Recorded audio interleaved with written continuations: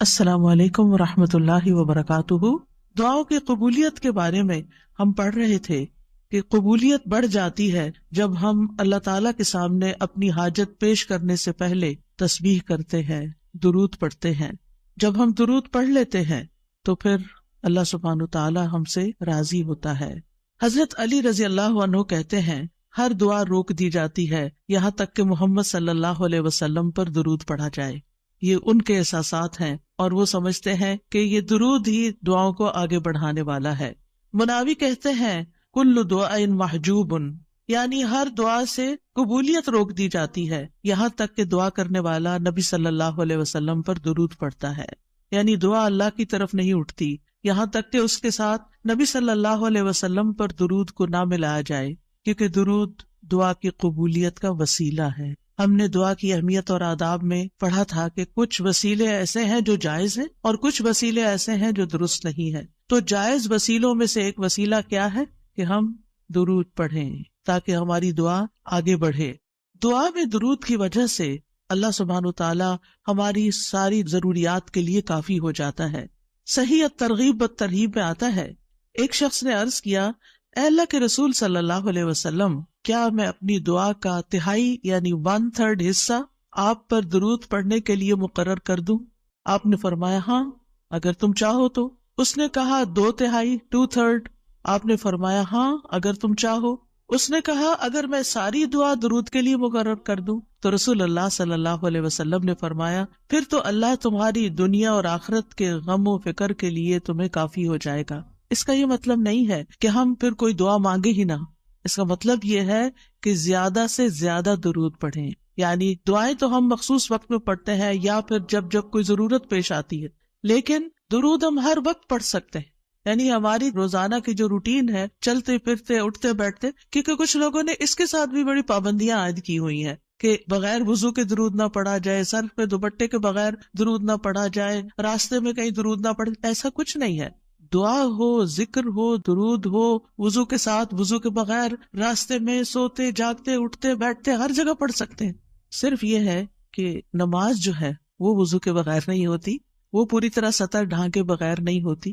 آپ لمبی سے لمبی نماز پڑھ رہے ہیں لیکن آپ نے ایسا دوپٹہ اوڑا ہوا ہے کہ آپ کے بال جھلک رہے ہیں تو آپ کی نماز نہیں ہوگی، آپ کی محنت ضائع ہو جائے گی۔ لیکن درود شریف کے وقت اگر آپ کام کر رہے ہیں، مثلاً کھانا پکا رہے ہیں اور آپ نے دوپٹہ اتار کے ایک طرف رکھا ہوا ہے کہ بار بار وہ بیچ میں اٹک رہا ہے، تو کوئی حرج نہیں، سر ننگا بھی ہے تو درود شریف پڑھ سکتے ہیں۔ تو درود شریف پڑھتے رہنے سے انسان کے سارے مسائل حل ہو جاتے ہیں، خاص طور پر اگر آپ کے دل پر بوجھ ہے، غم ہے، پریشانی ہے، تو درود ان چیزوں کو دور کرنے والا ہے، ان کا ازالہ کرنے والا ہے۔ یہ دنیا اور آخرت کی خیر کو جمع کرنے والا ہے، کیونکہ اللہ تعالیٰ جس کو غم اور فکر میں کافی ہو جائے تو ایسا شخص دنیا اور آخرت دونوں کی پریشانیوں سے نکل جائے گا، کیونکہ نبی صلی اللہ علیہ وسلم نے درود کی فضیلت کیا بتائی کہ پھر اللہ تعالیٰ اس کو دنیا اور آخرت کے ہم و غم کے لیے کافی ہو جائے گا، یعنی پھر سارے معاملات آپ کے اللہ کے سپرد ہو جائیں گے۔ یعنی اذن یکفیک اللہ ما اہمک، تمہاری دینی، دنیاوی، اخروی معاملات، ہر چیز میں جو پریشانیاں ہیں انشاءاللہ وہ دور ہو جائیں گی۔ اس کی وجہ کیا ہے؟ اس کی وجہ یہ ہے کہ انسان اللہ سبحانہ وتعالیٰ کی طرف متوجہ ہوتا ہے اور ایک محسن کے احسانات کو یاد کرتا ہے۔ یعنی جیسے شکر نعمتوں کو بڑھاتا ہے نا، لَإِن شَكَرْتُمْ لَأَزِيدَنَّكُمْ، اگر تم نے شکر ادا کیا تو میں تمہیں کیا کروں گا؟ اور نعمتیں دوں گا۔ درود شریف کیا ہے؟ اگر آپ غور کریں تو درود کیا ہے؟ درود دراصل نبی صلی اللہ علیہ وسلم کے ہم پر جو احسانات ہیں کہ آپ نے ہمیں ایمان سے روشناس کیا، قرآن سے روشناس کیا، حکمت سے روشناس کیا اور ہماری خاطر دعائیں کی، بے شمار احسانات ہیں نا آپ صلی اللہ علیہ وسلم۔ آج ہم آپ کو کیا بدلہ دے سکتے ہیں؟ کس شکل میں بدلہ دے سکتے ہیں؟ ہم آپ کے لیے کیا کر سکتے ہیں؟ ہمارے والدین ہمارے ساتھ احسان کرتے ہیں تو ہم ان کی خدمت کرتے ہیں، ہم ان کو کچھ پکا کے دے دیتے ہیں، ہم ان کو کچھ کھلا دیتے ہیں، ہم ان کو کچھ گفٹ دے دیتے ہیں، یعنی مختلف طریقے سے ماں باپ کو خوش کرنے کی کوشش کرتے ہیں، چاہے انہیں ضرورت ہو یا نہ ہو۔ ہم سب ایسے ہی کرتے ہیں نا، یعنی ہم یہ تھوڑی دیکھتے ہیں کہ ان کو اس وقت ہمارے لاڈ پیار کی ضرورت ہے یا نہیں ہے، وہ دکھی ہے، پریشان ہے یا نہیں ہے۔ ہم اپنی محبت کا اظہار کسی نہ کسی شکل میں کرتے رہتے ہیں۔ وہ فوت ہو جاتے ہیں تو پھر کیا کرتے ہیں؟ پھر ان کو وزٹ نہیں کر سکتے، ان کو دیکھ نہیں سکتے، ان کو کچھ دے نہیں سکتے، انہیں کچھ کھلا پلا نہیں سکتے، پھر ہم ان کے لیے بس صرف دعائیں کرتے ہیں یا صدقہ خیرات کر دیتے ہیں، یہی چیزیں ان کو فائدہ دیتی ہیں۔ نبی صلی اللہ علیہ وسلم کے احسانات ہم پر سب انسانوں سے زیادہ ہیں، ہمارے ماں باپ سے بھی زیادہ ہیں ہم پر۔ اگر ہم سیرہ پڑھیں اور دیکھیں کہ آپ نے کتنے دکھ اٹھائے، کتنے غم اٹھائے، کتنی پریشانیوں سے گزرے، تو حیران ہو جاتا ہے انسان کہ اتنی بھی سچی خیرخواہی کسی انسان کے اندر ہو سکتی۔ النبی اولی بالمؤمنین من انفسہم، نبی تو تم سے بھی زیادہ تمہارے لیے مہربان ہے۔ یعنی ہم اپنی جانوں کے بارے میں اتنے فکر مند نہیں ہوتے، ہم اپنے آپ کو خود جہنم کی آگ سے بچانے کے لیے وہ فکر نہیں کرتے جتنی فکر ہمارے نبی صلی اللہ علیہ وسلم نے ہمارے لیے کی۔ تو ان کے احسانات کا بدلہ کیسے دیں گے ہم ان کے لیے کیا کریں گے؟ ہم ان کے لیے درود پڑھیں گے۔ تو یہ درود کا پڑھنا، آپ کے احسانات کا بدلہ تو ہم کہاں سے دے سکتے ہیں، لیکن اس کے جواب میں ایک شکریہ ادا کرنے کا انداز ہے، ان کی مہربانیوں کو اکنالج کرتے ہیں، کیونکہ جو شکر گزار انسان ہوتا ہے وہ دنیا میں بھی مطمئن ہوتا ہے، اس کی ایک فلفلمنٹ ہوتی ہے، اور پھر یہ ہے کہ اس کے آگے کے مرحلے بھی آسان ہوتے ہیں۔ وہ جس کے ساتھ بھی شکر گزاری کا معاملہ کرتا ہے، عام انسانوں کے ساتھ بھی، تو وہ ان کا محبوب بن جاتا ہے۔ تو جب ہم اللہ تعالیٰ کا شکر ادا کرتے ہیں تو کیا ہم اللہ کے محبوب نہیں ہوں گے؟ جب ہم رسول اللہ صلی اللہ علیہ وسلم کا شکریہ ادا کرتے ہیں، اور شکریہ ادا کرنا صرف زبان سے تھینک یو کہنا نہیں ہوتا، وہ مختلف طریقے سے کسی کو دعا دینا بھی، یعنی اگر ہم کسی کے احسان کا بدلہ صرف دعا کی شکل میں بھی دیتے ہیں تو یہ بھی شکریہ ادا کرنے کی بہت بڑی قسم ہے، اور پلٹ کر واپس تو اپنے اوپر ہی آتا ہے۔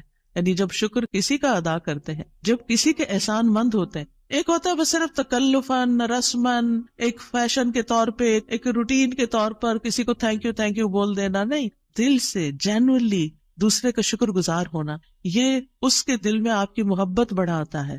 اس میں آپ کی نیت یہ نہیں ہوتی کہ وہ مجھ سے محبت کرے، نہیں، آپ اس کو اکنالج کر رہے ہوتے ہیں، اس کا احسان مان رہے ہوتے ہیں، اور اللہ تعالیٰ اس کے دل میں آپ کی محبت ڈال دیتا ہے۔ اور جو ناشکرے انسان ہوتے ہیں، جو ناقدرے ہوتے ہیں، سب سے پہلے تو ہم اللہ ہی کے حق میں ناقدرے، وما قدر اللہ حق قدرہ، ہم نے اللہ کی قدر ہی نہیں کی جیسا قدر کرنے کا حق ہے، ہم نے نبی صلی اللہ علیہ وسلم کی قدر ہی نہیں کی جیسا کہ قدر کرنے کا حق ہے۔ تو ہماری یہ تسبیحات اور ہمارا یہ درود شریف اس قدر کی طرف بڑھنے کا ایک چھوٹا سا جسچر ہے کہ ہم واقعی اس بات کو مانتے ہیں کہ ان کے ہم پر احسانات تھے۔ لہٰذا جب ہم درود پڑھتے ہیں تو اس کا مطلب یہ ہے کہ ہم نے باقی چیزیں چھوڑی اور ہم آپ کا حق ادا کرنے کی طرف متوجہ ہو گئے۔ تو یہ چیز اللہ تعالیٰ کو کتنی پسند آتی ہوگی کہ یہ اپنے لیے کچھ نہیں مانگ رہا، اپنے لیے نہیں کچھ مانگ رہا، اپنی باتیں نہیں کر رہا، یہ اپنے غموں کو بھول کے، اپنے کاموں کو چھوڑ کے صرف نبی صلی اللہ علیہ وسلم پر درود بھیج رہا ہے، یعنی ان کا احسان مان کر، ان کا شکریہ ادا کرتے ہوئے ان کے لیے دعا کر رہا ہے۔ نبی صلی اللہ علیہ وسلم اللہ تعالیٰ کے محبوب ہیں، سب سے بہترین بندے ہیں، سب سے بہترین نبی ہیں، اللہ تعالیٰ ان سے محبت کرتا ہے۔ اللہ تعالیٰ فرماتے قل ان کنتم تحبون اللہ فاتبعونی یحببکم اللہ، کہہ دیجیے اگر تم اللہ سے محبت کرتے ہو میری اتباع کرو، اللہ تم سے محبت کرے گا۔ تو نبی صلی اللہ علیہ وسلم کی اتباع ہو، آپ کی سنتوں پر عمل کرنا ہو، آپ پر درود پڑھنا ہو، یہ سب اس میں اضافہ کرتا ہے اللہ کی محبت بندے کو ملتی ہے۔ یحببکم اللہ، اللہ تم سے محبت کرے گا، اور اللہ تعالیٰ جس سے محبت کرے پھر اس کی تو بات ہی کیا، سیجعل لہم الرحمن ودا، اس کے مسائل کیسے حل نہیں ہوں گے؟ اس کے مسائل ضرور حل ہوں گے، اس کے غم دور ہوں گے، اس کی پریشانیاں دور ہوں گی۔ لہٰذا جب ہم اس سٹیٹ میں آ جاتے ہیں تو پھر آپ دیکھیں کہ یہ درجہ اس سے بھی بڑھ جاتا ہے جو ہم اپنے لیے خود کچھ مانگ رہے ہوتے ہیں نا، کیونکہ جب آپ کو کسی سے محبت ہوتی ہے تو آپ اس کے لیے کچھ بھی کرنے کو تیار ہوتے ہیں۔ یہ تو انسان کا حال ہے، انسان کی محبت ہے نا، تو جس انسان سے اللہ کو محبت ہو پھر اس کے مسئلے کیسے حل نہیں ہوں گے؟ اللہ سبحانہ وتعالیٰ اس کے لیے بہترین چیزیں کیوں نہیں کریں گے؟ تو اس طرح یہ درود جو ہے وہ دعا سے بھی بازی لے جاتا ہے کہ انسان اللہ کی محبت حاصل کر لیتا ہے، اور اس کے نتیجے میں دعائیں قبول ہوتی ہیں، اور اللہ تعالیٰ کی طرف سے رحمتیں آتی ہیں، درجے بلند ہوتے ہیں، گناہ معاف ہوتے ہیں۔ لیکن اس کا یہ مطلب ہرگز نہیں کہ آپ باقی دعائیں نہ مانگیں، کیونکہ خود نبی صلی اللہ علیہ وسلم نے ساری دعائیں مانگی ہیں۔ یہ جو ہم آپ کو جتنی بھی دعائیں سکھا رہے ہیں یہ مسنون دعائیں ہیں، ان کو دعا سمجھ کے پڑھیں اور اس کو ریپیٹڈلی پڑھیں۔ کیونکہ دعا میں تکرار بھی ضروری ہے، ہم آداب میں پڑھ چکے ہیں، اصرار ضروری ہے، تکرار ضروری ہے، افتقار ضروری ہے. تو اپنی محتاجی، اپنی عاجزی، اپنی ہمبلنس کو ظاہر کرتے ہوئے اللہ تعالیٰ سے مانگتے رہیں. تو درود جو ہے اس کے بارے میں جو قرآن مجید میں آتا ہے، ان اللہ وملائکتہ یصلون علی النبی، اللہ سبحانہ و تعالیٰ خود اور اس کے فرشتے نبی صلی اللہ علیہ وسلم پر درود بھیجتے ہیں. اللہ سبحانہ و تعالیٰ درود بھیجتے ہیں، اس کا کیا مطلب ہے؟ یعنی اللہ سبحانہ و تعالیٰ ملائے اعلیٰ میں، آسمانوں کی بلند مجلس میں اپنے بندے، اپنے نبی محمد صلی اللہ علیہ وسلم کی تعریف کرتے ہیں، ان کے بلند مرتبے اور ان کی بلند شان کی خبر دیتے ہیں. اللہ تعالیٰ ان کی خود تعریف کرتے ہیں، ثنا کرتے ہیں، آپ پر رحمتیں اور برکتیں نازل کرتے ہیں. اور فرشتے بھی درود بھیجتے ہیں، جیسے فرشتے تسبیح کرتے ہیں نا، اور جیسے کائنات کی باقی چیزیں سب اللہ کی حمد و ثنا کرتے ہیں، تو نبی صلی اللہ علیہ وسلم پر بھی فرشتے درود بھیجتے ہیں. اور ان کا درود بھیجنا کیا ہے کہ آپ کے لیے رحمت اور مغفرت اور بلندی درجات کی دعا. یعنی ایک تو فرشتے ایمان والوں کے لیے دعا کرتے ہیں، دوسرا یہ کہ فرشتے نبی صلی اللہ علیہ وسلم کے لیے خاص دعائیں کرتے ہیں. تو اگر اللہ تعالیٰ ان پہ درود بھیجتا ہے، ان پہ رحمتیں نازل کرتا ہے، فرشتے درود بھیجتے ہیں، تو پھر اہل ایمان کو کیا کرنا چاہیے؟ پہلے اللہ تعالیٰ اور فرشتوں کی بات کی گئی تاکہ ہمارے اندر بھی شوق پیدا ہو کہ ہم بھی درود بھیجیں. یا ایھا الذین آمنوا صلوا علیہ وسلموا تسلیما، اے ایمان والو تم بھی آپ پر خوب خوب درود اور سلام بھیجو، صلاۃ و سلام بھیجو. یعنی پہلے آسمان والوں کی خبر دی گئی کہ فرشتے ایسا کر رہے ہیں، پھر زمین والوں کو حکم دیا جا رہا ہے کہ تم بھی ایسا کرو. قرطبی کہتے ہیں اس آیت کے ذریعے اللہ نے اپنے رسول کو آپ کی زندگی میں، یعنی رسول اللہ صلی اللہ علیہ وسلم کی زندگی میں اور آپ کی وفات کے بعد آپ کو شرف و مرتبہ بخشا ہے، اور آپ کے مقام اور مرتبے کو بیان کیا ہے کہ آپ کا کیا مقام ہے، تاکہ ہم ایمان والے اس مقام کو سمجھیں. تو دوسرے لفظوں میں آپ صلی اللہ علیہ وسلم کے لیے اوپر کے جہان اور نیچے کے جہان میں تعریفیں ہوتی ہیں. یعنی ہم بھی آپ کی تعریف کرتے ہیں اور فرشتے بھی آپ کی تعریف کرتے ہیں، ہم بھی آپ کے لیے دعائیں کرتے ہیں، فرشتے بھی آپ کے لیے دعائیں کرتے ہیں. اور اللہ سبحانہ وتعالی ملائے اعلیٰ میں مقرب فرشتوں کے پاس اپنے نبی کی تعریف کرتے ہیں. آپ دیکھیں کہ دنیا میں طرح طرح کی مجالس ہوتی ہیں نا، کچھ مجالس بڑی خاص ہوتی ہیں، خاص لوگ صرف انوائٹڈ ہوتے ہیں، ہر کوئی نہیں وہاں جا سکتا. آسمانوں میں بھی خاص مجالس، اللہ سبحانہ وتعالیٰ کی جو خاص مقرب فرشتے ہیں جنہیں وہ حکم دیا گیا تھا کہ آدم کو سجدہ کرو، جن کے سامنے اللہ تعالیٰ نے یہ بات رکھی تھی کہ میں آدم کو پیدا کرنے جا رہا ہوں. یہ گیدرنگ جو ہے اس کو ملائے اعلیٰ کہتے ہیں. ملا کہتے ہیں سرداروں کو، اور اعلیٰ کہتے ہیں بلند سردار. تو یہ ایلیٹ کلاس ہے فرشتوں کی کہ جس کے سامنے اللہ سبحانہ وتعالیٰ نے حضرت آدم کی پیدائش کی بات کی تھی اور پھر اس کے بعد سجدے کا حکم دیا گیا تھا. تو مقرب فرشتوں کے درمیان یا ان کے پاس اللہ سبحانہ وتعالیٰ نبی صلی اللہ علیہ وسلم کی تعریف کرتے ہیں. ذرا سوچئے، امیجن کیجئے فرشتوں کی مجلس. ویسے تو کوئی فرشتہ اللہ کی نافرمانی نہیں کرتا، ہر فرشتہ اطاعت گزار ہے، ہر فرشتہ اللہ کی بات مان. یفعلون ما یؤمرون، لپکتے ہیں، دوڑتے ہیں، بھاگتے ہیں، تیز بھاگتے ہیں ایک دوسرے سے. پس سابقات سبقہ، ایک دوسرے سے سبقت لے جاتے ہیں اللہ کا حکم ماننے میں. یعنی فرشتوں کا یہ حال ہے. لیکن ان کی کیٹیگریز ہیں. سورۃ فاطر کے شروع میں کیا آتا ہے؟ جاعل الملائکۃ رسلا اولی اجنحۃ مثنی وثلاث ورباع ویزید فی الخلق ما یشاء. 2 پروں والے فرشتے بھی ہیں، 3 والے بھی ہیں، 4 والے بھی ہیں، اور پھر اللہ جتنی چاہتا ہے بڑھا دیتا ہے. جبریل علیہ السلام کے تو 600 پر ہیں. سوچئے کیا کیفیت ہوگی ان کی. اور پھر جو حاملین عرش فرشتے ہیں، ان کی کندھے سے لے کے یہاں کان کی لو تک 700 سال کا فاصلہ ہے. اتنا عرصہ کوئی سفر کرتا رہے. اب آپ خود سوچیں کہ اتنے بڑے فرشتے ہیں وہ، ان کے سامنے اللہ سبحانہ و تعالی محمد صلی اللہ علیہ وسلم کی تعریف فرماتے ہیں. آپ کے مقام کا اندازہ کریں. کیا ہم نے قدر کی اپنے نبی کی؟ ہم کیا درود پڑھتے ہیں، ہم کیا تعریف کرتے ہیں، ہم کتنا جانتے ہیں آپ کو، ہم آپ کی سنت کو کیا سمجھتے ہیں. حدیث، یہ تو حدیث ہے، یہ قرآن تو نہیں ہے. استغفر اللہ. آپ نے دین کے مختلف چیزوں میں فرق کر دیا جس کو خود رسول اللہ صلی اللہ علیہ وسلم دے کر گئے تھے. آپ کس راہ پہ چل پڑے. تو آپ سوچئے کہ اللہ کے رسول صلی اللہ علیہ وسلم کی تعریف وہاں ہو رہی. راہ گزرتا بھی کوئی ہماری تعریف کر دے نا تو ہم ایسے بھول جاتے ہیں کہ بڑی چیز ہو گئے، ہم پتہ نہیں کیا بن گئے ہیں. اس کو بھی بہت کچھ سمجھتے ہیں. کبھی فیس بک پہ لگاتے ہیں یہ فلاں نے ہماری تعریف کی ہے، کبھی کچھ کرتے ہیں کبھی کچھ کرتے ہیں تعریف. آپ سوچئے پھر ہم کیا ہے اور محمد صلی اللہ علیہ وسلم کیا ہے جن کی تعریف اللہ تعالیٰ کر رہے ہیں اور وہ فرشتوں کی مجلس میں کر رہے ہیں. اس تعریف کا کیا کہنا. ایسے پیغمبر پر، ایسے نبی پر کیا ہم درود نہیں بھیجیں گے؟ کیا ہم ان کے لیے دعائیں نہیں کریں گے؟ اللہ سبحانہ وتعالیٰ سے ان کے لیے وسیلہ نہیں مانگیں گے؟ تو صلاۃ کا جو لفظ ہے، صلاۃ کا لفظ اس کے معنی میں رحمت بھی ہے، ذکر خیر بھی ہے، دعا بھی ہے. رحمت، ذکر خیر اور دعا. قاموس میں ہے الصلاۃ الدعاء والرحمت والاستغفار وحسن الثناء من اللہ عز وجل علی رسولہ صلی اللہ علیہ وسلم. صلاۃ سے مراد دعا، رحمت، استغفار اور اللہ عز وجل کی طرف سے اس کے رسول کی تعریف ہے. یعنی درود کا یہ مطلب ہے، یعنی اللہ تعالیٰ کی طرف سے صلاۃ بھیجنے کا مطلب کیا کہ اللہ تعالیٰ آپ سے راضی ہے اور آپ پر رحمت نازل کرتے ہیں. ٹھیک ہے، یعنی اللہ تعالیٰ آپ پر درود بھیجتے ہیں، یعنی آپ پر رحمت نازل کرتے ہیں اور آپ سے راضی ہیں. ابن قیم کہتے ہیں نبی صلی اللہ علیہ وسلم پر اللہ کے صلاۃ بھیجنے سے مراد اللہ سبحانہ تعالیٰ کا آپ کی تعریف کرنا ہے اور آپ کی دیکھ بھال کرنا ہے اور آپ کے شرف کو ظاہر کرنا ہے اور آپ کی فضیلت اور حرمت کو ثابت کرنا ہے. اور فرشتوں کے صلاۃ بھیجنے کا مطلب کہ وہ دعا کے معنی میں ہے کہ وہ نبی صلی اللہ علیہ وسلم کے لیے دعا مانگتے ہیں.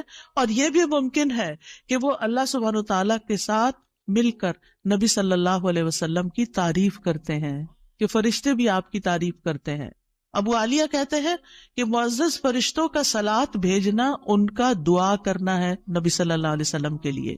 ابن عباس کہتے ہیں یصلون کا مطلب ہے وہ برکت کی دعا کرتے ہیں. یہ سارے معنی میں اختلاف نہیں ہے، یہ مختلف طریقے سے صلاۃ کے لفظ کو واضح کیا گیا، کیونکہ عام طور پر ہمیں لفظ درود کا بھی مطلب کوئی نہیں آتا ہوتا. یعنی کہ اگر کسی سے پوچھے درود کیا ہوتا ہے، کچھ پتا نہیں، بس ہوتا ہے درود. تو عربی میں درود نہیں کہتے، یہ فارسی کا لفظ ہے. عربی میں صلاۃ کہتے ہیں اور صلاۃ میں یہ سارے معنی آ جاتے ہیں جو میں عرض کر رہی ہوں. اور امت کو کیا حکم ہے کہ وہ آپ کے لیے دعا بھی کرے اور آپ کے حکم کی تعظیم بھی کرے. آپ کے حکم کو، جو نبی صلی اللہ علیہ وسلم کا حکم ہے، اس کو سب کے حکم پر فوقیت دیں، اس کو بڑا سمجھیں. ایک طرف ماں باپ کا حکم، ایک طرف رسول اللہ صلی اللہ علیہ وسلم کا حکم. اگرچہ اللہ سبحانہ تعالیٰ نے ہمیں ماں باپ کے ساتھ احسان کا حکم دیا ہے، ان کی بات ماننے کے لیے بھی کہا ہے، لیکن ان کے مقابلے میں اگر رسول اللہ صلی اللہ علیہ وسلم آ جاتے ہیں تو پھر ہمیں رسول اللہ صلی اللہ علیہ وسلم کی بات کو فوقیت دینی ہے، ترجیح دینی ہے، اہمیت دینی ہے. کیونکہ وہ شخص مومن ہی نہیں ہو سکتا جس کو نبی صلی اللہ علیہ وسلم اس کے والدین، اولاد اور سب انسانوں سے زیادہ محبوب نہ ہو جائیں. یہ ایمان کا کرائیٹیریا ہے. سارے انسانوں، چاہے کوئی کتنے بڑے بڑے اسکالرز ہوں، سائنٹسٹ ہوں، ریسرچرز ہوں، چاند پہ جانے والے لوگ ہوں، جو مرضی ہوں، جہاں رسول اللہ صلی اللہ علیہ وسلم کی بات آ گئی، یہ بات سچی ہے. صدق اللہ و رسولہ، اللہ اور اس کے رسول نے سچ کہا ہے. صحیح اوتھینٹک حدیث سامنے آ گئی ہے، ایسا ہی کرنا چاہیے. ریسرچز کہتی ہیں شہد نہ کھایا جائے کیونکہ اس میں بہت سویٹنس ہے. نہیں، قرآن کہتا ہے کہ شہد میں شفا ہے. نبی صلی اللہ علیہ وسلم نے تجربہ کروایا تھا ایک شخص کو، وہ شہد سے پہلے بیمار ہوا تھا اور پھر اسی سے ہی وہ ٹھیک ہوا تھا جس کا پیٹ خراب ہوا تھا. ہمارا یقین ہے اگر شہد خالص ہے، شہد شہد ہے، کچھ اور نہیں، تو پھر اسی میں ہی شفا ہے. یہ ہو نہیں سکتا کہ جو بات قرآن کہہ دے اور جو بات نبی صلی اللہ علیہ وسلم کہہ دے پھر اس میں کوئی شک باقی رہے. کوئی شک نہیں. ہمیں اس شک کو دل سے نکالنا ہے. دو چیزیں ایمان میں خلل ڈالتی ہیں، شبہات اینڈ شہوات. کیونکہ جب ہمارے اندر ڈاؤٹس آ جاتے ہیں نا کسی چیز کے بارے میں، تو پھر ہمارا یقین اٹھ جاتا ہے، پھر ہمارا عمل کمزور ہو جاتا ہے. اور اسی طرح جب ہماری خواہشات آگے آ جاتی ہیں تو پھر ہم لیزی ہو جاتے ہیں، ہم اپنی مرضی پسند کے محبوب کام کرنے لگتے ہیں اور دوسرے کاموں کو پیچھے کر دیتے ہیں، چاہے وہ ہمارے لیے زیادہ فائدے کی کیوں نہ ہو. ابن قیم کہتے ہیں ہمارا آپ پر صلات بھیجنا یہ ہے کہ ہم اللہ تعالیٰ سے مطالبہ کرتے ہیں، ہم اللہ تعالیٰ سے دعا کرتے ہیں، اللہم، کہ اے اللہ ہمارے نبی کی اور بھی زیادہ تعریف کریں اور آپ کی فضیلت اور شرف کو ظاہر کریں اور آپ کی تکریم اور اپنی قربت کا آپ ان کے لیے اظہار کریں. یعنی اے اللہ تعالیٰ آپ ان کو اور زیادہ محبوب بنا لیں، اور زیادہ ان کو عزت دیں، اور زیادہ ان کے درجے بلند کریں. اور یہ سچے دل سے تو دعا اسی کی ہوگی نا جو نبی صلی اللہ علیہ وسلم سے محبت کرتا ہوگا اور آپ کی اہمیت کو جانتا ہوگا. ان لوگوں کا درود کیا درود ہوگا جو نبی صلی اللہ علیہ وسلم کو وہ عزت اور مقام دیتے ہی نہیں جو واقعی ان کا ہے. کیونکہ جب تک کسی سے محبت نہ ہو تو اس کے لیے اس درجے کی دعا بھی نہیں ہو سکتی. چاہے دن میں کوئی 10 دفعہ آپ سے کہنا میرے لیے دعا کرو، آپ کریں گے، لیکن اس پیار سے وہ دعا نہیں نکلے گی جس پیار سے وہ دعا نکلے گی جس سے آپ کے لیے محبت. وہ نہ بھی کہے تو آپ اس کے لیے دعائیں کرتے رہتے ہیں. اور پھر یہاں پر اس آیت میں صرف صلاۃ کی بات نہیں بلکہ کیا فرمایا، وَسَلِّمُوا تَسْلِيمًا.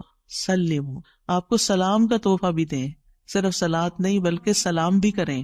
تسلیم کا کیا مطلب ہے کہ آپ پر خیر و برکات نازل ہوں، آپ پر اللہ کی رحمتیں اور سلامتیاں ہوں، اور آپ ہر طرح کی تکالیف اور آفتوں سے محفوظ رہیں، ہر طرح کے نقائص سے پاک رہیں.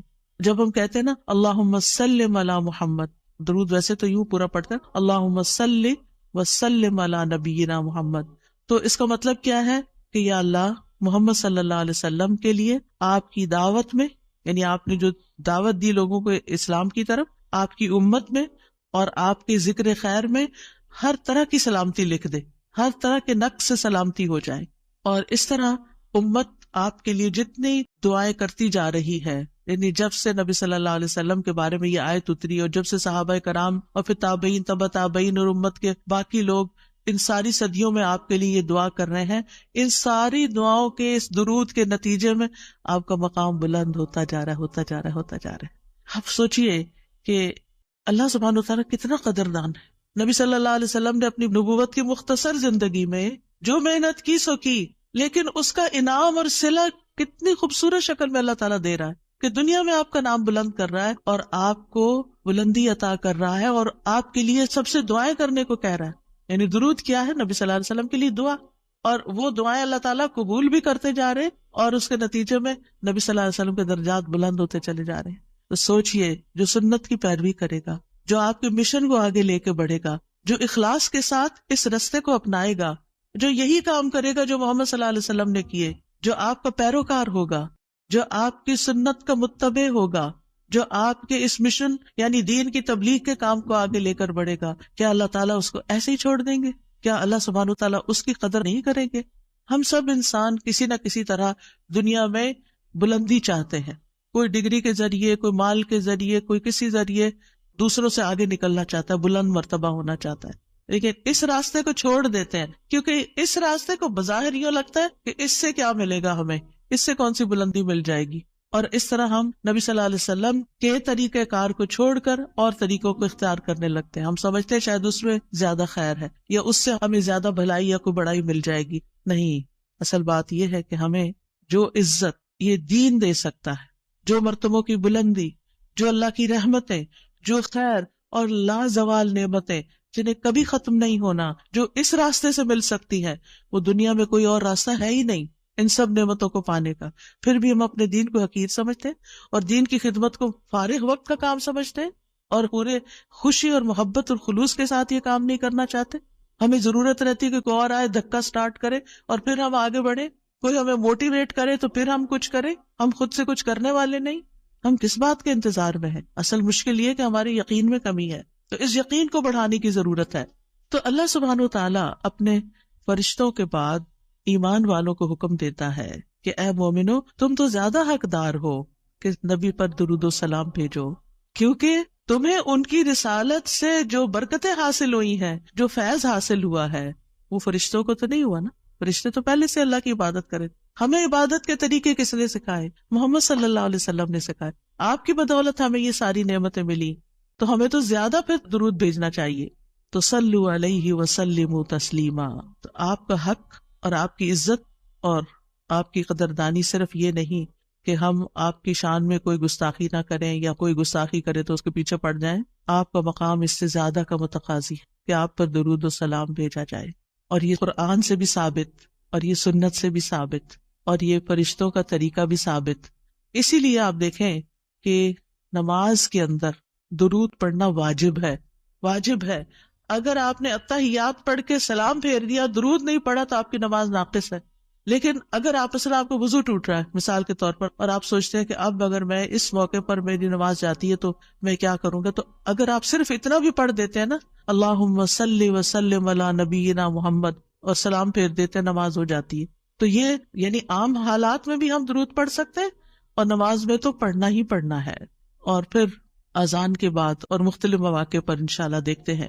شیخ سعدی کہتے ہیں آپ صلی اللہ علیہ وسلم پر درود بھیجنا اللہ سبحانہ وتعالیٰ اور اس کے فرشتوں کی اقتدا ہے، اور جو حقوق ہم پہ عائد ہوتے ہیں اس کا بدلہ دینا بھی مقصود ہے۔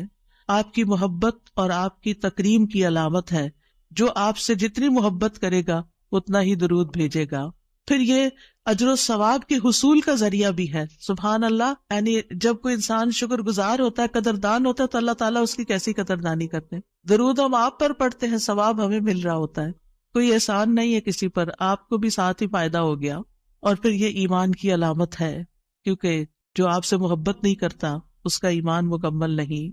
اور پھر آپ کی توقیر جس کا حکم اللہ تعالیٰ نے دیا اس کی علامت بھی ہے، لِتُؤْمِنُوا بِاللَّهِ وَرَسُولِهِ وَتُعَزِّرُوهُ وَتُوَقِّرُوهُ وَتُسَبِّحُوهُ بُكْرَةً وَأَصِيلًا، تاکہ تم اللہ اور اس کے رسول پر ایمان لاؤ اور اس کی مدد کرو اور اس کی تعظیم کرو اور دن کے شروع اور آخر میں تسبیح کرو۔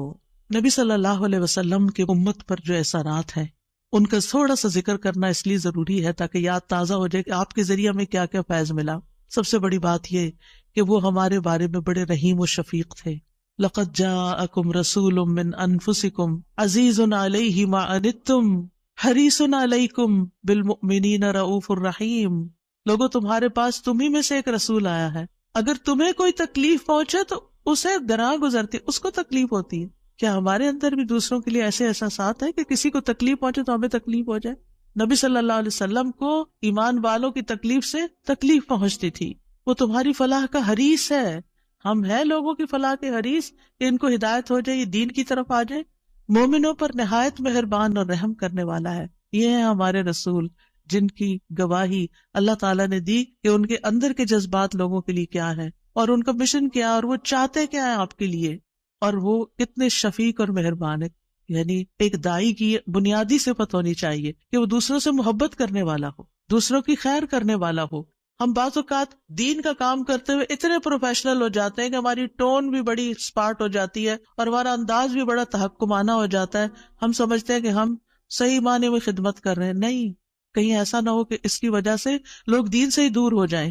نبی صلی اللہ علیہ وسلم کا یہ طریقہ نہیں تھا۔ اللہ کی قسم، ہم جتنے سنت کے زیادہ قریب ہوں گے اتنے ہی زیادہ ہم دین کو فائدہ پہنچانے والے ہوں گے، اور جتنے سنتوں سے دور ہو جائیں گے اور آپ کے طریقے سے دور ہو جائیں گے، آپ سے بھی اتنے ہی دور ہو جائیں گے اور دین کو بھی اتنا ہی نقصان پھر دیں گے۔ نبی صلی اللہ علیہ وسلم مومنوں پر ان کی جانوں سے بھی زیادہ قریب ہیں۔ النبی اولا بالمؤمنین من انفسہم وازواجہ امہاتہم۔ یہ نبی مومنوں پر ان کی جانوں سے زیادہ حق رکھنے والا ہے اور اس کی بیویاں ان کی مائیں ہیں۔ نبی صلی اللہ علیہ وسلم نے فرمایا، دنیا میں کوئی مومن ایسا نہیں جس سے میرا دنیا اور آخرت میں سب سے زیادہ قریب کا رشتہ نہ ہو۔ اگر چاہتے ہو تو یہ آیت پڑھ لو۔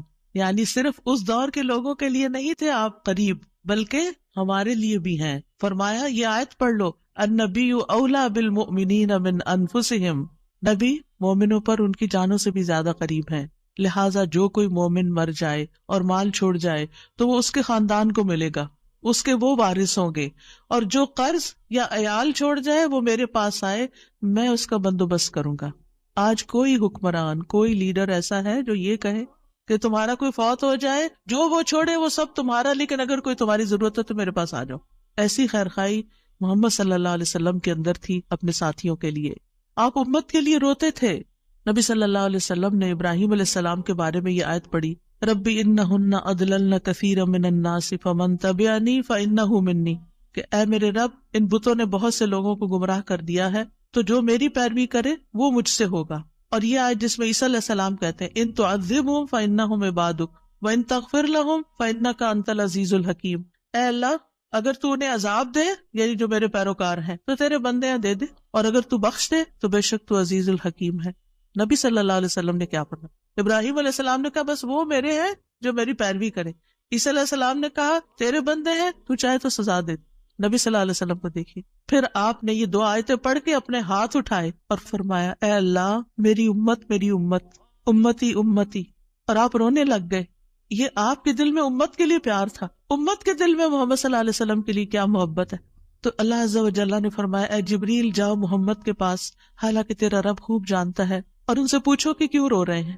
جبریل علیہ السلام آپ کی خدمت میں آئے اور آپ سے رونے کی وجہ پوچھی تو رسول اللہ صلی اللہ علیہ وسلم نے انہیں بتا دیا کہ میں اپنی امت کے لیے رو رہا ہوں، حالانکہ اللہ سب سے زیادہ جاننے والا ہے۔ تو اللہ تعالیٰ نے فرمایا، اے جبریل، محمد کی طرف جاؤ اور ان سے کہہ دو کہ ہم آپ کو آپ کی امت کے بارے میں ضرور راضی کر دیں گے اور ہم آپ کو غمگین نہیں کریں گے۔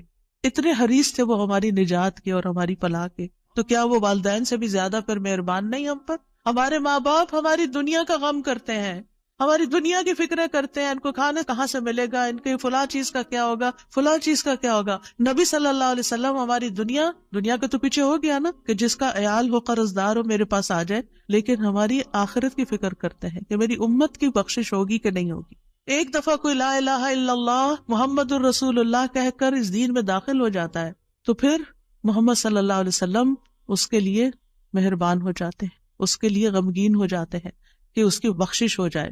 آپ ہر نماز میں امت کے لیے دعائیں کرتے تھے، ہر نماز میں۔ حضرت عائشہ کہتی ہیں، میں نے رسول اللہ صلی اللہ علیہ وسلم کو خوش طبیعت دیکھ کر کہا، اے اللہ کے رسول، میرے لیے اللہ تعالیٰ سے دعا کریں۔ آپ نے فرمایا، اللہم اغفر لعائشہ ما تقدم من ذنبها وما تأخر وما اسرت وما اعلنت۔ اے اللہ، عائشہ کے سب گناہ بخش دے، جو اس نے پہلے کیے، جو بعد میں کیے، جو چھپا کے کیے، جو اعلانیہ کیے۔ خوشی سے حضرت عائشہ نے ہنسنا شروع کر دیا، یہاں تک کہ ہنستے ہنستے ان کا سر رسول اللہ صلی اللہ علیہ وسلم کی گود میں جا پڑا۔ آپ نے پوچھا، کیا تمہیں میری دعا نے خوش کر دیا؟ انہوں نے کہا، بھلا مجھے کیا ہے کہ آپ کی دعا خوش نہ کرے، آپ کی دعا سے ہی خوش ہوئی ہوں۔ آپ نے فرمایا، اللہ کی قسم، میں ہر نماز میں اپنی امت کے لیے یہ دعا کرتا ہوں۔ یہ احسانات ہیں آپ کے ہم پر، اور آپ نے اپنی مقبول ترین دعا جو تھی اپنی امت کے لیے محفوظ کر لی۔ نبی صلی اللہ علیہ وسلم نے فرمایا، مجھ سے کہا گیا آپ مانگیں، کیونکہ ہر نبی نے مانگا ہے، ہر نبی کو ایک مقبول دعا دی گئی ہے کہ جو اللہ تعالیٰ ضرور قبول کرے گا، لیکن میں نے اپنا سوال قیامت کے دن کے لیے مؤخر کر دیا، ڈیلے کر دیا، وہاں جا کے مانگوں گا اور وہ تمہارے لیے ہوگا، اور لا الہ الا اللہ کی گواہی دینے والے ہر شخص کے لیے ہوگا۔ ہمیں اگر اللہ تعالیٰ کی طرف سے یہ پیغام آئے کہ کوئی ایک دعا مانگ لو وہ ضرور قبول ہوگی، تو ہم تو جھٹ سے اپنے لیے کوئی دنیا کی دعا مانگ لیں گے جو جلد ختم بھی ہو جانے والی۔ اس سے آپ کی حکمت کا اندازہ لگائیں اور ہمارے لیے آپ کی محبت کا اندازہ کریں۔ آپ کی وجہ سے امت کو شفاعت ملے گی۔ نبی صلی اللہ علیہ وسلم نے فرمایا، مجھے 5 چیزیں ایسی دی گئیں جو مجھ سے پہلے کسی کو نہیں دی گئی، ان میں سے ایک مجھے شفاعت عطا کی گئی، یعنی نبی صلی اللہ علیہ وسلم کو شفاعت کا حق دیا گیا۔ نبی صلی اللہ علیہ وسلم امت کی شفاعت کی خاطر تمام رات فکر مند رہے۔ ابو ذر کہتے ہیں، ایک مرتبہ رسول اللہ صلی اللہ علیہ وسلم نے نماز شروع کی اور ساری رات صبح تک ایک ہی آیت رکوع اور سجود میں پڑھتے رہے کہ اے اللہ، اگر تو انہیں عذاب میں مبتلا کر دے تو یہ تیرے بندے ہیں، اور اگر تو انہیں معاف کر دے تو تو بڑا غالب حکمت والا ہے۔ جب صبح ہوئی تو میں نے عرض کیا، یا رسول اللہ، آپ ساری رات صبح تک رکوع اور سجود میں ایک ہی آیت پڑھتے رہے؟ آپ دیکھیں کہ وہ جو سوال اکثر آتا ہے نا کہ سجدے میں قرآنی دعا پڑھ سکتے ہیں یا نہیں، اس کا یہ جواب ہے، ٹھیک ہے، کہ قرآنی آیت جو دعا کی شکل میں ہو وہ پڑھ سکتے ہیں۔ آپ صلی اللہ علیہ وسلم نے فرمایا، میں اپنے رب سے اپنی امت کے لیے سفارش کا حق مانگ رہا تھا، یہ دعا کر کے امت کے لیے سفارش کا حق مانگ رہا تھا جو اللہ نے مجھے عطا کر دیا، اور انشاءاللہ یہ ہر اس شخص کو نصیب ہوگی جو اللہ کے ساتھ کسی کو شریک نہیں ٹھہراتا، شرک نہیں کرتا۔ ابن عباس کہتے ہیں، رسول اللہ صلی اللہ علیہ وسلم نے فرمایا، اللہ نے میرے لیے میری امت کی غلطی اور بھول چوک اور جس پر ان کو مجبور کر دیا جائے اس سے درگزر فرمایا ہے، اور یہ بھی آپ کا ایک احسان ہے ہم پر۔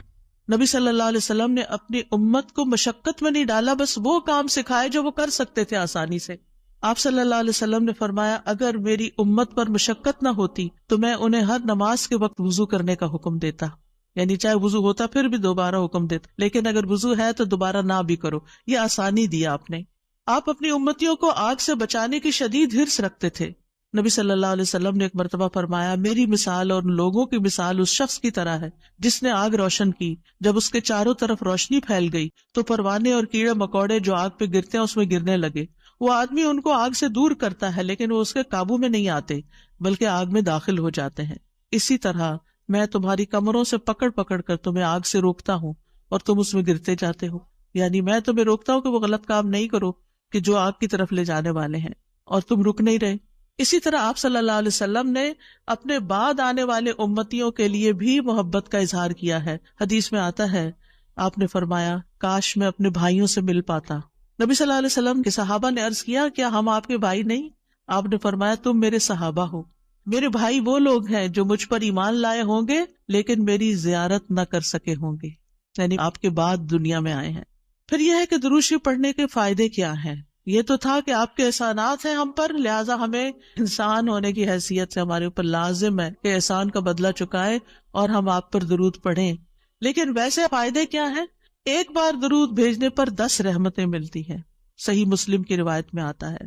سنن نسائی میں آتا ہے جو شخص مجھ پر 1 مرتبہ درود بھیجے گا اللہ اس پر 10 مرتبہ رحمتیں نازل کرے گا، اس کے 10 گناہ معاف ہوں گے، اس کے 10 درجات بلند ہوں گے۔ ایک اور روایت میں آتا ہے جو شخص میری امت میں مجھ پر اخلاص سے دل سے 1 بار درود پڑے گا تو اللہ اس وجہ سے اس پر 10 رحمتیں بھیجے گا اور اس کی وجہ سے اس کے 10 درجے بلند فرمائے گا، اس کے لیے 10 نیکیاں لکھے گا، 10 گناہ معاف فرما دے گا۔ فائدے ہی فائدے، برکتیں ملے گی۔ آپ نے فرمایا مجھ پر درود بھیجا کرو کیونکہ مجھ پر درود بھیجنا تمہارے لیے باعث برکت ہے، اور میرے لیے اللہ سے وسیلہ کا بھی سوال کیا کرو۔ یعنی جو شخص درود بھیجتا ہے برکت اس پر آتی ہے، انسان کی ذات میں، عمل میں، عمر میں برکتیں آتی ہیں۔ امام ابن قیم نبی صلی اللہ علیہ وسلم کی ذات پر درود بھیجنے کے بارے میں کہتے ہیں یہ درود بھیجنے والے شخص کی اپنی ذات کے لیے، اس کے عمل، اس کی عمر میں برکت کا سبب ہے، اس کی مصلحتوں اور ضرورتوں کے اسباب میں سے ہے، کیونکہ درود بھیجنے والا اپنے رب سے دعا کر رہا ہوتا ہے کہ اللہ آپ پر اور آپ کی آل پر برکت نازل کرے۔ تو جب ہم آل پر برکت کی بات کرتے ہیں تو ہم خود بھی بیچ میں سب آ جاتے ہیں اور یہ دعا قبول ہو جاتی ہے، اسی لیے بدلہ بھی اسی کی جنس سے ہوگا۔ ابن حجر کہتے ہیں کہ طاعون اور دیگر بڑی بڑی وبائی بیماریوں میں سب سے بڑھ کر ان کو دور کرنے والی چیزوں میں سے نبی صلی اللہ علیہ وسلم پر کثرت سے درود بھیجنا ہے۔ پینڈیمک میں، کووڈ-19 میں ہمیں سب سے زیادہ درود پڑھنا ہے۔ درود پڑھتے رہیں، کثرت سے پڑھتے رہیں، یہ وبائی امراض دور ہو جائیں گی۔ ابن الجوزی کہتے ہیں جب اللہ اپنے بندے کے ساتھ خیر کا ارادہ کرتا ہے تو وہ اسے محمد صلی اللہ علیہ وسلم پر درود بھیجنے کی توفیق دے دیتا ہے، کیونکہ پھر خیر اسی پر واپس آنی ہے نا، تو اب توفیق ہو گئی تو خیر و برکت کے دروازے کھل گئے۔ ایک فرشتے کے ذریعے آپ تک درود پہنچایا بھی جاتا ہے۔ رسول اللہ صلی اللہ علیہ وسلم نے فرمایا جو شخص 1 بار مجھ پر درود بھیجے گا اللہ اس پر 10 رحمتیں نازل کرے گا، اس پر ایک فرشتہ مقرر ہے، یعنی اس کام پر جو وہ مجھ تک پہنچاتا رہتا ہے۔ ہر جگہ سے درود پہنچا دیا جاتا ہے، یعنی ضروری نہیں کہ روزے کے پاس جا کے ہی آپ درود پڑھیں، اور اگر روزے پہ جانا نصیب نہیں ہو تو بعض لوگ بہت اپسیٹ ہو جاتے ہیں کہ ہم مدینہ گئے ہیں روزے پہ نہیں جا سکے۔ کوئی بات ہے، آپ مدینہ میں تو ہے نا، شکر کریں۔ ہم شکر کرنا بھول جاتے ہیں اور ہم وہ چیز جو نہیں ملی ساری اپنی ایفرٹ انرجی ادھر لگا دیتے ہیں اور اپنا وقت ضائع کر دیتے ہیں۔ کیونکہ میں یہ بات اس لیے کر رہی ہوں کہ رمضان میں بھی بہت سے لوگ عمرے پہ جائیں گے اور آپ کو لیٹسٹ ریسٹرکشنز کا پتہ ہے کہ جب تک روزے کی بکنگ نہ ملے آپ وہاں نہیں جا سکتے۔ اب بعض لوگ اس پہ پریشان ہو کے بیٹھ جاتے ہیں، تو پریشان نہ ہو آپ۔ اس وقت اگر دل میں تنگی تکلیف آئے تو کہ یا اللہ قیامت کے دن مجھے اتنا دور نہ کرنا آپ سے، آج یہاں پہنچ کے بھی میں دور ہوں، قریب نہیں جا پا رہی، تو کہیں ایسا نہ ہو کہ قیامت کے دن دور ہو جاؤں۔ یہ سبق سیکھنے کی یہ بات، یعنی اچھے برے حالات تھے، لوگ ایک عمرے میں کئی دفعہ جا رہے ہوتے تھے لیکن اب پہنچ کر بھی نہیں پہنچ پاتے۔ تو نعمتیں تو کبھی بھی جا سکتی ہیں انسان سے، جب نعمت جائے نا، محرومی ہو تو یہ سوچے کہ اللہ آخرت میں محروم نہ کرنا، دنیا میں ایک چیز لے لیے وہاں نہ لینا، کیونکہ وہ محرومی اصل محرومی ہے۔ تو ایسے میں آپ دیکھیں کہ اگر آپ 20 میٹر دور بیٹھ کے بھی درود شریف پڑھ رہے ہیں نا، مدینہ کے اندر پڑھ رہے ہیں، مکہ میں پڑھ رہے ہیں، کینیڈا میں پڑھ رہے ہیں، یہاں سے بھی آپ کا درود پہنچا دیا جاتا ہے۔ اللہ تعالیٰ کے ایسے لشکر ہیں، ایسے فرشتے ہیں، سیکنڈز میں آپ کی بات کہاں سے کہاں چلی جاتی ہے۔ کیا یہ امیزنگ نہیں؟ اللہ تعالیٰ عرش پر ہوتے ہوئے جس کی بلندیوں کا ہم اندازہ بھی نہیں کر سکتے، یہاں ہماری باتیں سن رہے ہیں۔ اللہ تعالیٰ کے لیے کوئی چیز مشکل نہیں، وہ السمیع البصیر ہے۔ رسول اللہ صلی اللہ علیہ وسلم نے فرمایا تم کہیں بھی ہو مجھ پر درود بھیجو کیونکہ تمہارا درود مجھ تک پہنچ جاتا ہے۔ پھر یہ کہ نبی صلی اللہ علیہ وسلم کی سفارش کے مستحق ہو جاتے ہیں وہ جو آپ پر درود بھیجتے ہیں۔ آپ نے فرمایا جو میرے اوپر درود بھیجتا ہے یا میرے لیے وسیلہ مانگتا ہے، قیامت کے دن اس کے لیے میری شفاعت ثابت ہو جائے گی۔ یہ وسیلہ وہ خاص مقام ہے ایک جنت میں جو صرف ایک شخص کو ملے گا، اور وہ آپ صلی اللہ علیہ وسلم کے لیے ہم مانگتے ہیں کہ وہ سب سے اعلیٰ ترین مقام ہمارے نبی محمد صلی اللہ علیہ وسلم کو ملے۔ درود نہ پڑھنے والا بخیل ہے۔ آپ نے فرمایا جس کے سامنے میرا ذکر ہو اور وہ مجھ پر درود نہ بھیجے وہ بخیل ہے۔ درود نہ پڑھنے والے کے لیے دوری اور رسوائی ہے، مالک بن حویرث کہتے ہیں رسول اللہ صلی اللہ علیہ وسلم ممبر پر چڑھے، جب پہلی سیڑھی پر چڑھے تو فرمایا آمین، پھر دوسری پر چڑھے تو فرمایا آمین، پھر تیسری پر چڑھے تو فرمایا آمین، پھر فرمایا میرے پاس جبریل آئے اور فرمایا اے محمد، جس نے رمضان کا مہینہ پایا پھر اس کی بخشش نہ ہو سکی تو اللہ اس کو اپنی رحمت سے دور کر دے۔ میں نے کہا آمین۔ جبریل نے بد دعا کی، پھر فرمایا جس نے اپنے دونوں والدین میں سے ایک کو یا دونوں کو پایا اور آگ میں داخل ہو گیا، یعنی ان کی خدمت نہیں کی، ان کو راضی نہیں کیا، اللہ اس کو اپنی رحمت سے دور کرے۔ میں نے کہا آمین۔ دعا جبریل مانگ رہے ہیں اور آمین محمد صلی اللہ علیہ وسلم کہہ رہے ہیں۔ فرمایا جس کے سامنے آپ کا ذکر آیا اور اس نے آپ پر درود نہیں پڑھا، اللہ اس کو اپنی رحمت سے دور کر دے۔ کہیے آمین۔ میں نے کہا آمین۔ ایک اور روایت میں آتا ہے وہ شخص رسوا ہوا جس کے سامنے آپ کا ذکر آیا اور اس نے آپ پر درود نہیں پڑھا۔ میں نے کہا آمین۔ تو دل ہی دل میں صلی اللہ علیہ وسلم پڑھ لینا چاہیے، اور اگر ایک مجلس میں کئی دفعہ آپ کا ذکر آ رہا ہے تو پورا لمبا درود شریف نہیں، یعنی مختصر بھی پڑھ سکتے ہیں۔ انس بن مالک کہتے ہیں نبی صلی اللہ علیہ وسلم نے فرمایا جس کے پاس میرا ذکر کیا جائے وہ ضرور مجھ پر درود بھیجے اور فوراً پڑھنا چاہیے۔ صالح کہتے ہیں اگر تاخیر کرے گا تو مذمت ہوگی، یعنی پسندیدہ نہیں۔ اسی طرح آپ کا نام لکھتے وقت یعنی محمد لکھتے وقت ساتھ صلی اللہ علیہ وسلم لکھنا چاہیے، یہ آپ کی تعظیم کے تقاضوں میں سے ہے۔ سفیان ثوری کہتے ہیں اگر حدیث کے پڑھنے والے کو کوئی اور فائدہ نہ بھی ہو تو اس کو یہ فائدہ ضرور حاصل ہوتا ہے کہ وہ رسول اللہ صلی اللہ علیہ وسلم پر درود بھیجتا ہے۔ جب تک وہ حدیث کی کتاب پڑھتا رہتا ہے اس پر اللہ کی رحمت نازل ہوتی رہتی۔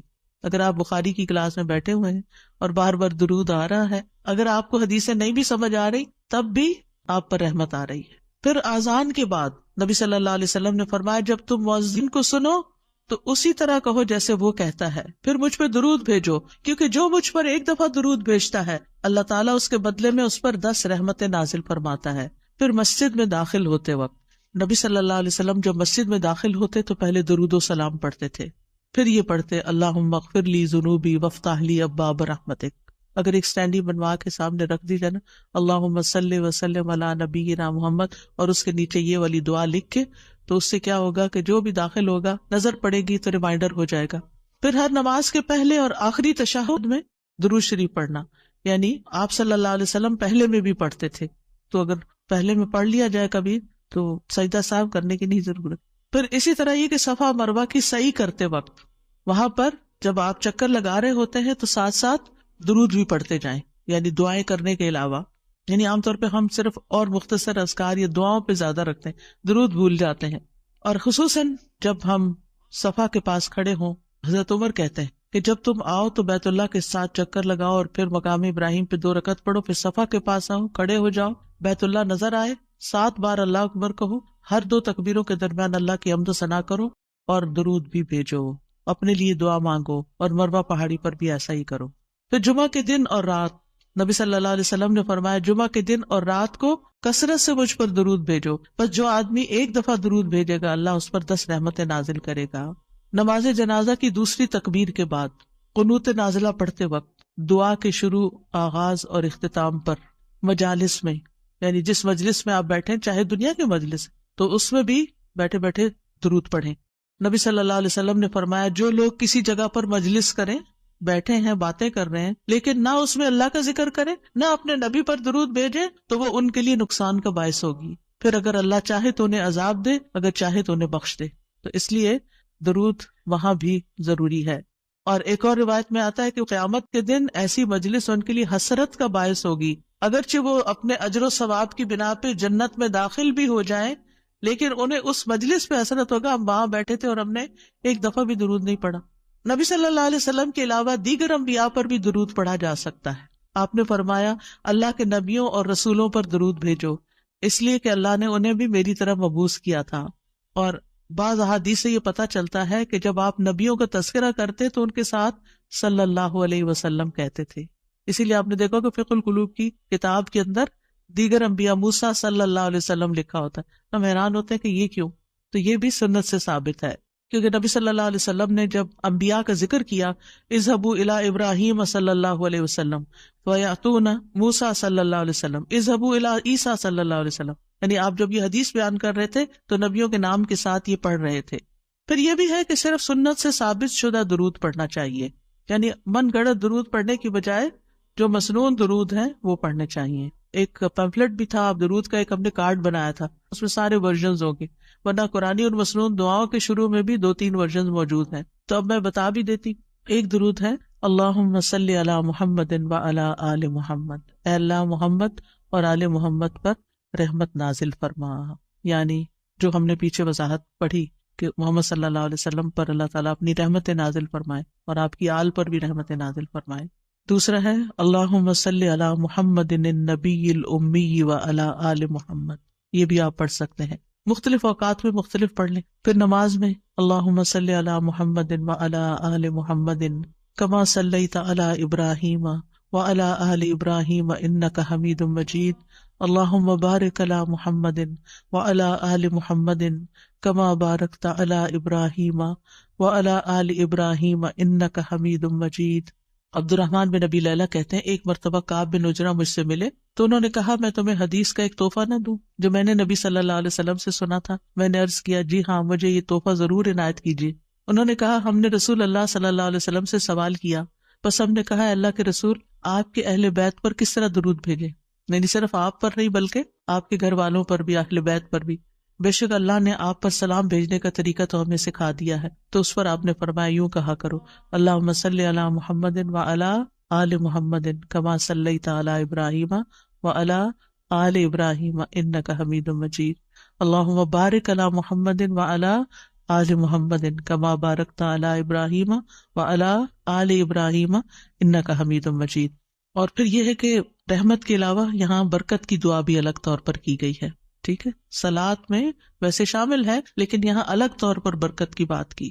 اور انک حمید مجید اللہ سبحانہ و تعالیٰ کی تعریف بیان کی گئی ہے. اسی طرح ایک اور درود ہے اللہم صلی علی محمد وازواجہ وذریتہ کما صلیت علی ابراہیم وبارک علی محمد وازواجہ وذریتہ کما بارکت علی آل ابراہیم انک حمید مجید. تو سوال یہ پیدا ہوتا ہے کہ آپ کی ازواج اور ذریت پر کیوں درود بھیجیں، ان کے لیے کیوں دعا کریں؟ کیونکہ وہ آپ کے اس مشن میں آپ کے ساتھ ہی تھے. آپ دیکھیں کہ بعض پیغمبروں کی بیویاں ان کے ساتھ نہیں تھیں، لیکن حضرت ابراہیم کے، حضرت ہاجرہ کا کردار آپ سب کو معلوم ہے، کتنی قربانیاں کی انہوں نے، کہ کس طرح اللہ کے حکم کے اوپر ابراہیم علیہ السلام نے جب ان کو ایک صحرا میں چھوڑا تو انہوں نے کوئی شکایت ہی نہیں کی، اسے ایکسپٹ کر لیا، خوشی خوشی ایکسپٹ کیا. اور پھر حضرت سارہ بھی اسی طرح، لیکن حضرت نوح علیہ السلام اور حضرت لوط علیہ السلام کی بیویوں نے ساتھ نہیں دیا. تو نبی صلی اللہ علیہ وسلم کی ازواج نے آپ کا ساتھ دیا، اور خاص طور پر حضرت عائشہ رضی اللہ تعالیٰ عنہ نے کس طرح آپ کے علم کو آگے نصف صدی تک لوگوں کو پہنچایا جو علم کسی اور کے پاس نہیں تھا. اور اسی طرح پھر حضرت فاطمہ اور پھر حضرت فاطمہ کی اولاد، یہ سارے آپ کے خیر میں شریک تھے، یعنی جو آپ کا مشن تھا اس میں آپ کے شریک تھے. اور ویسے بھی آپ دیکھیں کہ گھر والے جو ہوتے ہیں وہ بھی اس خیر میں حصہ پاتے ہیں، یعنی اولاد کو ماں باپ کی نیکیوں میں سے ایک حصہ مل جاتا ہے، ان کی وجہ سے ان کو دنیا میں اور آخرت دونوں میں فائدے ہوتے ہیں. تو اللہ سبحانہ و تعالیٰ سے دعا ہے کہ اللہ تعالیٰ ہمیں نبی صلی اللہ علیہ وسلم کے مقام کو پہچاننے والا بنائے، ہمیں آپ سے سچی محبت عطا فرمائے، اور ہمیں صحیح معنوں میں درود شریف پڑھنے کا حق ادا کرنے کی توفیق دے، اور ہم کبھی بھی درود شریف پڑھتے ہوئے نہ تھکیں. اللہم صلی وسلم وبارک علی محمد، اللہم صلی وسلم وبارک علی محمد، اللہم صلی وسلم وبارک علی محمد، اللہم صلی وسلم وبارک علی محمد، اللہم صلی وسلم وبارک علی محمد، اللہم صلی وسلم وبارک علی محمد، اللہم صلی وسلم وبارک علی محمد.